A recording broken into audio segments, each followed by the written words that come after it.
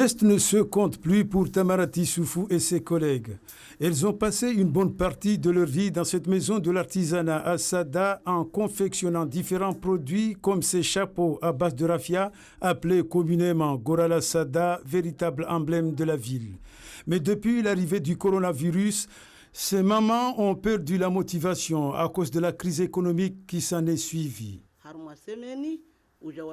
C'est très difficile. Les clients, notamment les touristes, se font de plus en plus rares. Mais nous nous accrochons car nous refusons de fermer la maison. La plupart d'entre elles, c'est des dames assez âgées.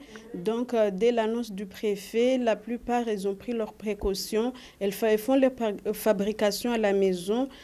On essaie de faire un site pour l'association et mettre en vente sur les réseaux sociaux. À 5 km d'ici, à Mtsanouni, Abdelkarim Selemani possède un restaurant avec 4 chambres d'hôtes construites totalement dans la pure tradition. Ici, pas de la ferraille ni du béton, tout est à base de matériaux nés de la nature. Ce petit coin paradisiaque subit de plein fouet lui aussi les grosses séquelles de la terrible maladie. Les clients se font de plus en plus rares, l'éclaircie est donc loin de se manifester à l'horizon. On travaille beaucoup avec des clients de l'extérieur, qui viennent de îles à côté, La Réunion, qui viennent aussi de autour, de Comores, de France. Donc ces touristes-là, on ne les a pas. Donc c'est un peu difficile. On travaille un petit peu, mais bon, c'est un peu difficile quand même. Dans une telle situation, il faut être très astucieux pour se frayer un second souffle. On a les gîtes, mais on a aussi les restaurants. Donc au niveau des restaurants, c'est donnant-donnant. Des fois on survit avec les gîtes et des fois on survit avec le restaurant. Mais bon, on espère que ça va s'arranger très très vite. Dans l'île Lagon, la crise économique liée à la Covid-19 a provoqué l'annulation de 9 bateaux de croisière prévus cette fin d'année.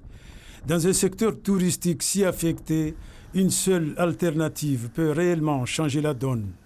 La solution est aussi sur les mains des autorités pour la sauvegarde de nos activités, parce que nous on pense que au-delà des petites mesures pour compenser un peu les dépenses fonctionnelles, il faut dépasser en fait ces idées-là. Il faut passer plutôt sous forme de sauvegarde des entreprises pour tenter l'année prochaine si l'épidémie recule.